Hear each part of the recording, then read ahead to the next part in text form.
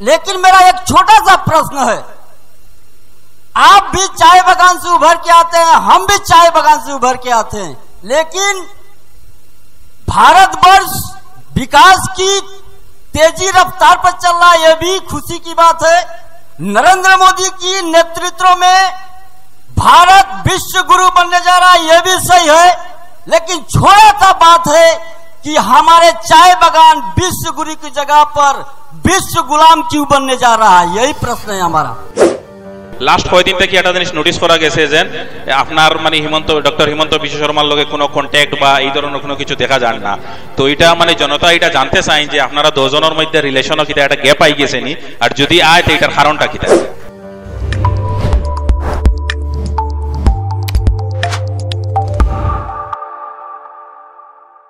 MP সাহেবের কাছে আরেকটা প্রশ্ন যে আপনি রাজনীতিত আওয়ার পরে থেকে দেখা গেছে যে আসামের মাননীয় মুখ্যমন্ত্রী ডক্টর হিমন্ত বিশ্ব শর্মার সাথে আপনার খুব বেশ ভালো একটা রিলেশন, যেটা সবে জানে যে আপনার খুব ভালো একটা রিলেশন। আপনি হিমন্ত বিশ্ব শর্মার লগে মানে ফ্যামিলি মেম্বারের মতো আপনার উদাহরণ। কিন্তু লাস্ট কয়েকদিন থেকে একটা জিনিস নোটিস করা গেছে যে আপনার মানে ডক্টর হিমন্ত বিশ্ব শর্মার লগে কোনো কন্ট্যাক্ট বা এই ধরনের কোনো কিছু দেখা যায় না। তো এটা মানে জনতা এটা জানতে চাই যে আপনারা দুজনের মধ্যে রিলেশনও কিটা একটা গ্যাপ আই গেছে নি, আর যদি আয় তো এটার কারণটা কিটা। না দেখেন, এরকম কোনো কথা নাই। ডক্টর হিমন্ত বিশ্ব শর্মার সঙ্গে আমি আগে থেকে আছি, আজকেও আছি। মানুষের সঙ্গে খালি দেখা ফটো উঠিয়ে সেলফি মেরে যদি পোস্ট করা হয় তাইলে যদি ক্লোজ বোঝা যায় তাহলে অন্য ডেফিনেশন। আমি ওনার সঙ্গে ক্লোজে আছি। আমি সেলফি মেরে ফেসবুকে দেই না যে আমি ওনার সঙ্গে আছি, আমার প্রমাণের দরকার নেই। আমি প্রমাণ দেই না যে আমার ওনার সঙ্গে ভালো রিলেশন। আমার যে রিলেশন আগে ছিল আজকেও 100% আছে এবং ভবিষ্যতেই থাকবে, কোনো অসুবিধা নেই। কিছুদিন পূর্বে রাতাবাড়ি এলাকার সুনামধন্য বিধায়ক শ্রী বিজয় মালাকার মহাশয় বলেছিলেন যে আনিপুর এবং রাতাবাড়ি অঞ্চল দিয়ে সন্ধ্যা হওয়ার পর হিন্দু সম্প্রদায়ের মানুষ চলাচল করতে পারতো না এবং ভয় পেত। যেহেতু উনি, আমার কোয়েশনটা হলো যে উনি বিধায়ক হওয়ার পূর্বে যেহেতু আপনি বিধায়ক ছিলেন, আপনি বিধায়ক থাকা সত্ত্বে কেন হিন্দু মানুষরা রাতাবাড়ি এবং আনিপুর অঞ্চল দিয়ে চলাচল করতে পারতো না, এবং একথাটা কতটুকু যুক্তিসম্পন্ন আপনি একটু এক্সপ্লেন করবেন। রাতাবাড়িতে আমি 2003 থেকে আছি অ্যাক্টিভ পলিটিক্সে, এবং আমি আজকে আপনাদের সবাই সামনে বলছি যে কোনোদিন এরকম ঘটনা হয়নি যে হিন্দু মানুষ আনিপুর, রাতাবাড়ি, কচুখাওড়ি যেখানে গেছে কোনো অসুবিধা আজ পর্যন্ত হয়নি। ইভেন যখন রাম মন্দির লইয়া বাবরি মসজিদ যখন ঝামেলা আসিল তখন আপনার রাতাবাড়িতে নট এ সিঙ্গল প্রবলেম, কিছু হয়নি, কোনো দাঙ্গা হয়নি। অনেক জায়গায় ইন্ডিয়াতে হয়েছে, কিন্তু রাতাবাড়িতে ওই টাইমেও হিন্দু মুসলিম ভাই ভাইয়ের মতো ছিল। কোনো রেকর্ড নেই, আপনার যদি রেকর্ড হয় তো বলুন। কোনো রেকর্ড নেই, কোনো দাঙ্গা হয়নি, হিন্দু মুসলিম একসঙ্গেই ছিল, ওই টাইমেও ছিল। এবং রাত্র 12টা 1টা পর্যন্ত আমিও থাকতাম, মুসলিম গ্রামেই আমি যেতাম, কিছু কোনো প্রবলেম ছিল না। এবং রাতাবাড়ি শান্ত তখন থেকেও আছে, আজকেও আছে, কোনোদিন প্রবলেম হয়নি রাতাবাড়িতে, এটা আমি গ্যারান্টি দিয়ে বলছি। বরাকণ্ঠ কর্তৃক আয়োজিত জনতার আদালতের কাঠগড়ায় বিরাজমান 2 ডিস্ট্রিক্টের আসামি এবং 3 বারের বিধায়ক বর্তমান এমপি শ্রীযুক্ত কৃপানাথ মোল্লা মহাশয়ের উদ্দেশ্য করে বলছি যে বিগত 2010 ইংরেজি যখন আমাদের বালিয়া গিয়েছিলেন পাতিয়ালা জিপিতে, তখন আপনি একটা সভা বলেছিলেন যে যদি এবারে নির্বাচনে আপনি জয় করতে পারেন তাহলে আমাদেরকে রাস্তা দেবেন। আপনি তখন বিপুল ভোটে জয়যুক্ত হয়েছিলেন এবং ঠিক পরের বছর আপনি একটা রাস্তা দিয়েছিলেন সিংলাছড়া টু আমাদের ডালুয়াছড়া। তো আজকে এই জনতা আদালতের মাধ্যমে বলতে চাই যে আজকে 2012 ইংরেজি রাস্তা দিয়েছিলেন, কিন্তু বর্তমানে 2023 ইংরেজি চলছে। এই রাস্তাটা কতটুকু থাকবে আপনি তো নিশ্চয়ই বুঝতে পেরেছেন। তাই আমি মাননীয় বিচারপতির কাছে আমি এই দাবিটা দিলাম যে আমাদের রাস্তাটি কেন হচ্ছে না এখনো পর্যন্ত পুনঃসংস্কার। ধন্যবাদ। যখন আমি বিধায়ক ছিলাম তখন তো ডালুয়া বালিয়া রাস্তা হয়েছিল, তখন পিচ রাস্তা হয়েছিল, এরপর হয়তো এখন নষ্ট হয়ে গেছে। আর এমপি হিসাবে আমাদের কাছে এটা স্টেট গভর্নমেন্টের কাজ। রাস্তাঘাট যে ছোট ছোট, আমি আগে যে 2টা রাস্তা বললাম সেটা ন্যাশনাল হাইওয়ের কথা বলেছিলাম। ন্যাশনাল হাইওয়ে যেগুলো আছে সেটা এমপির আর থাকে প্রপোজাল, মানে সেন্ট্রাল থেকে হয়। বাকি যে রাস্তাগুলো হচ্ছে সেটা স্টেট গভর্নমেন্টের রাস্তা, স্টেট গভর্নমেন্ট করে। ওদিকে স্টেট গভর্নমেন্টে হয়তো আমরা প্রপোজাল দিতে পারি, গতবারও দিয়েছিলাম, 3টা রাস্তা স্যাংশন হয়েছে আসাম থেকে আমার প্রপোজালে, কিন্তু এবারও দেওয়া হয়েছে, এখন পর্যন্ত স্যাংশন হয়নি। 3টা রাস্তা আপনারা দেখেছেন, যে এই দুয়ালিয়া রাস্তা যেটা এখন কাজ কয়েকদিন আগে কাজ হলো, সেটা আমার প্রপোজাল ছিল। এবং এখন আপনারা দেখবেন হাইলাকান্দি থেকে মোনাছড়া থেকে যেটা রাস্তা কাজ চলছে, সেটা আমার প্রপোজাল ছিল। এটা পাতারকান্দিতে একটা রাস্তার কাজ চলছে। এই 3টা রাস্তা আমি পেয়েছিলাম গতবার আসাম গভর্নমেন্ট থেকে, এবং এবারও কিছু প্রপোজাল আছে, সেটা আসলে হয়তো আপনারা আরো কিছু রাস্তা পাবেন আমার প্রপোজাল থেকে। তো এমপি মহোদয়ের কাছে আর একটা অভিযোগ হইল গিয়া যে আপনি রিসেন্টলি একটা জিনিস নোটিস করা যার যে আপনি যেহেতু রাতাবাড়ি সমষ্টি থেকে আপনি বিলংস করেন, আর এখানোর রাতাবাড়ি সমষ্টিরও বিধায়ক হইলে গিয়া বিজয় মালাকার, তো এখন মানে এরকম কিছু হয়েছে নি যে আপনার ফতর খাটা হইয়া দাঁড়াইছেন বিজয় মালাকার, যেটার কারণে পাবলিকের কাছ থেকে অনেক প্রশ্ন আয় যে আপনার আর বিজয় মালাকারের মধ্যে কিতা একটা ক্লাস আছে, যার কারণে যে আপনার বিভিন্ন সময় বিভিন্ন ধরনের সমস্যার সম্মুখীন হইতে হয় বিজয় মালাকারের কারণে। এরকম কিছু থাকলে আপনি ক্লিয়ার করেন। না, এরকম কোনো কিছু না। বিজয় মালাকার এখানে রাতাবাড়ির বিধায়ক, আমি এমপি, তাহলে আমার সঙ্গে কি কম্পিটিশন আছে? কোনো কম্পিটিশন না। আমি এমপি, সে বিধায়কের কাজ করছে, আমি এমপির কাজ করছি, কোনো অসুবিধার কিছু নেই। তার কাজ করছে, আমি আমার কাজ করছি। রাতাবাড়িতে আমি বিধায়ক ছিলাম, আমি কাজ করেছিলাম যেগুলো আমি বললাম। এখন সে বিধায়ক হয়েছে, সে তার কাজ করবে, আমি এমপি হিসাবে আমার কাজ করব। আমার সঙ্গে তো তার কোনো ইয়ে নেই। আমি এমপি, সে বিধায়ক, আমার সঙ্গে তার কম্পিটিশনে নাই কোনো কম্পিটিশন। ধন্যবাদ। তো আপনারা মানে অবগতির লগে আর একটা ইনফরমেশন শেয়ার করি। আর আমরা আজকের প্রোগ্রামের যে স্পন্সরশিপ দিয়েছেন সেটা হলো Paragon senior secondary school and English medium school science arts commerce Badarpur. তো আপনারা নিশ্চয় জানেন রিসেন্টলি যে এইচএসর যেটা রেজাল্ট হয়েছে, এই রেজাল্টে সমগ্র আসামের মধ্যে 3 নম্বর র্যাঙ্ক যেটা এটা আমরা বরাকবেলিয়া পাইছি। আর এই বরাকবেলির এই প্যারাগনের একটা ইউনিট হইল গিয়া প্যারামাউন্ট স্কুল কইয়া হাইলাকান্দি, এই স্কুলে 3 নম্বর র্যাঙ্কটা পাইছি আসামের মধ্যে। এটার লগে জোরদার একটা হাততালি দেন, কারণ এটা আমরা বরাকর একটা গর্ব। এই স্কুলটা, এই স্কুলের ম্যানেজমেন্ট থেকে লইয়া সবর হার্ড ওয়ার্কের কারণে আজকে আমরা পুরা আসামের মধ্যে 3 নম্বর র্যাঙ্কটা পাইছি। আর এই প্যারাগন সিনিয়র সেকেন্ডারি স্কুলের কর্তৃপক্ষরে ধন্যবাদ জানাই আর আমরা স্পন্সরশিপ দেওয়ার লগে। जब असम के बुराक वैली और खास करके करीमगंज में जल जीवन मिशन का प्रोसेस जब आया था, तो हमारे सांसद महोदय जी ने संवादिक के माध्यम से लोगों को ये आश्वासन दिया था कि जल जीवन मिशन ने दुर्नीति बर्दाश्त करा होवे ना। लेकिन कहीं ना कहीं जल जीवन मिशन पे दुर्नीति बहुत तेजी से हो रही है।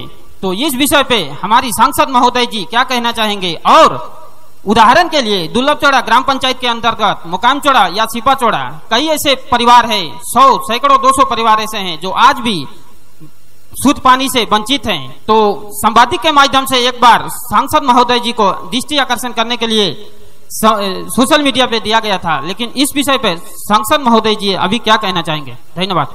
हमारे प्रधानमंत्री नरेंद्र मोदी जी का एक मिशन है। उनको पता है कि पानी, सब जानते हैं कि जल एक जीवन है, शुद्ध पानी सबको मिलना चाहिए, नहीं तो आदमी को बहुत बीमारी भी होता है। तो वो सोच से उन्होंने जेजेएम जल जीवन मिशन शुरू किए हैं।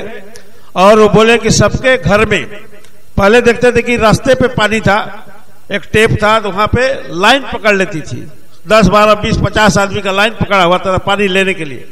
और वो पानी का एक लिमिटेड टाइम भी था कि 1 घंटा वो गिरेगा। तो एक इतना बड़ा लंबा लाइन होता था, वो लंबा आधी पानी लेते लेते पानी खत्म हो जाता था, बाकी वालों को पानी मिलता ही नहीं था।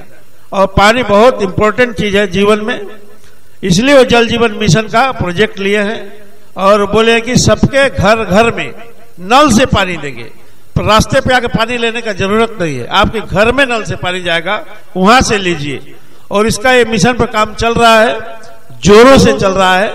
और मेरे भाई बोले हैं कि दुर्नीति का बात, तो ये गवर्नमेंट इंप्लीमेंट करता है, इसमें कॉन्ट्रैक्टर होते हैं, कॉन्ट्रैक्टर काम करते हैं, डिपार्टमेंट है, और डिपार्टमेंट का दायित्व तो देखना कि कहाँ पे काम खराब हो रहा है, उसका एस्टिमेट है, कितना पाइप नीचे जाना चाहिए, सब एस्टिमेट है।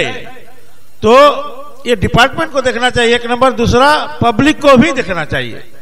जिस दिन शुरू होता है तो पब्लिक जमते हैं, इंजीनियर बताते हैं कि पाइप इतना 3 फुट नीचे जाएगा, सबके घर में जाएगा, पाइप स्ट्रांग होना चाहिए, कमजोर पाइप ना दे।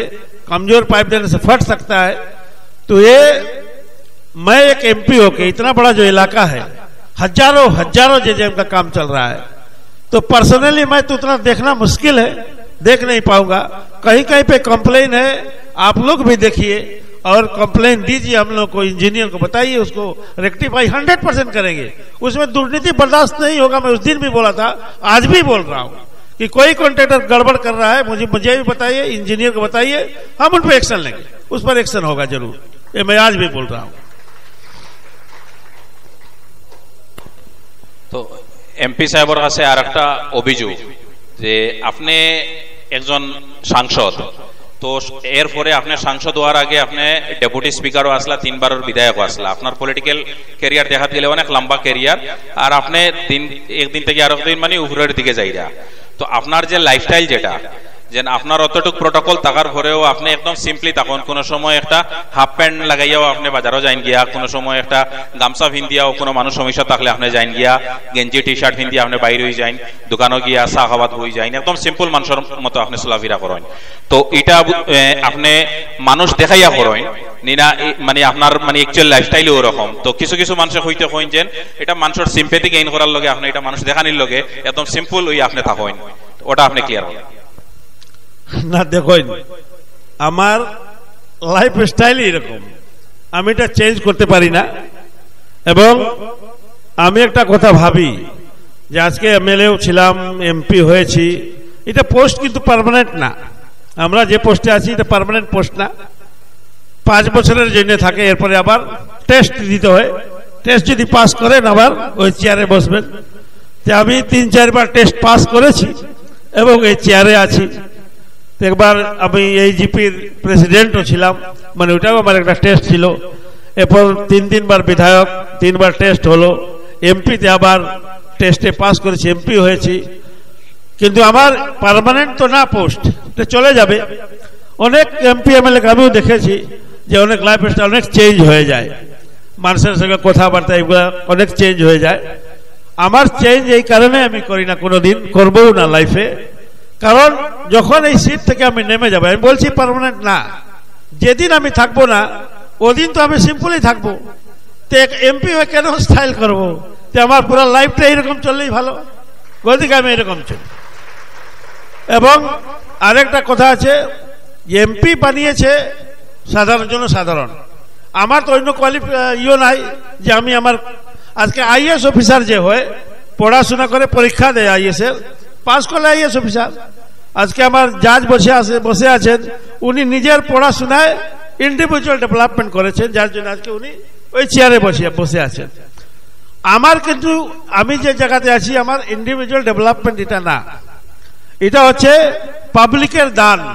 পাবলিক আমাকে এখানে বসিয়েছে। গতিকে আমি এমপি এমএলএ হওয়ার আগে যেরকম ছিলাম আজকেও আমি সেই রকমই আছি। খালি আমার এই চেয়ার একটা পেয়েছি, সেটা পাবলিকের চেয়ার। কালকে এই চেয়ারটা পাবলিক নিয়ে চলে যাবে, আরো কেউ বসিয়ে দেবে, তখন আমার কি হবে? এই জন্য আমি এমএলএ থাকলে যেরকম এমএলএ আছি, এমপি আছি, সেই রকমই থাকবো। আরো কথা বলছি, আমি আরো যদি কোনো উপরে পোস্টে যাই আমি এইরকমই থাকবো, এটা আমার হ্যাবিট, এটা আমার ভালো লাগে। এবং আরো হচ্ছে যে মানুষের সঙ্গে থাকা যায়, একটু লাইফ স্টাইল চেঞ্জ করে দিলে কি হয় যে সাধারণ মানুষ আমার এখানে আসতে পারবে না, এসএস হবে না, ইজি এসএস। তখন আমি ইজি এসএস আমি খুব ভালো পাই, গরিবের সঙ্গে বসে কথা বলতে আমি ভালো পাই। কারণ গরিবরাই ভোট দিয়েছে আমাকে, পাবলিক দিয়েছে। আমি যে জায়গাতে আসি পাবলিকের রিপ্রেজেন্টেটিভ, মানে পাবলিকের কথাগুলা আমি নিয়ে পার্লামেন্টে বলা, বা আমার প্রধানমন্ত্রীকে বলা, ডিপার্টমেন্টের মন্ত্রীকে বলা। তো পাবলিকের সঙ্গে যদি আমার না থাকে, এই ইজি এসএস যদি না থাকে, তো পাবলিকের এই কথাগুলো আমি কিভাবে শুনবো? আমি যদি আলাদা একটা বাংলোতে থাকি, পাবলিকের সঙ্গে আমার এসএস না থাকে, তাহলে আমি এই প্রবলেমগুলো কোথায় থেকে পাবো? পাবলিক থেকেই পেতে হবে। তা আমি যখন ইজি এসএস থাকি, আমার ঘরে দেখবেন একদম খোলা থাকে, যে কোনো মানুষ আসুক, একদম ভিখারি থেকে ভিখারি, ঠেলা চালাক, যে মানুষ, কোনো আমার এখানে ডিফারেন্স নেই। ওরা ইজি আমার এখানে আসতে পারে এবং নিজের কথা বলতে পারে। তখন আমি শুনি, ওদের কথা বুঝি এবং সেটা আমি পার্লিয়ামেন্টে গিয়ে আমি বলি, এর জন্য তো আমার হাইয়েস্ট কোয়েশ্চন আছে এই পার্লিয়ামেন্টে। কারণটা এটাই, আমি ইয়ে পাই, পাবলিকের এখান থেকে ডিমান্ড পাই, ওই ইজিএসএস, যার জন্য সব মানুষ আসতে পারে এবং সবের প্রবলেম আলাদা আলাদা। যত মানুষ আসে সবের প্রবলেম আলাদা আলাদা। তখন ইজিএসএস হলে কি সব মানুষ আমার এখানে আসে, নিজের কথা বলে। এর জন্য আমি অনেক জিনিস আমি পেয়ে যাই পাবলিকের এখান থেকে এবং সেটা আমি পার্লামেন্টে তুলে ধরি। এর জন্য আমি এরকম থাকি। मैं करीमगंज की संसद जी से एक प्रश्न पूछने चाहता हूं। मेरा नाम है राजू बिन, मैं यहीं का हूं, मेरा घर है विद्यानगर। मुझे बड़ी खुशी हुई है और होता रहेगा कि आप भी चाय बागान से हैं। 3 बार विधायक हुए, 1 बार स्पीकर, 1 बार एमपी, बहुत काम किए हैं आप, मैं आपका आभारी हूं।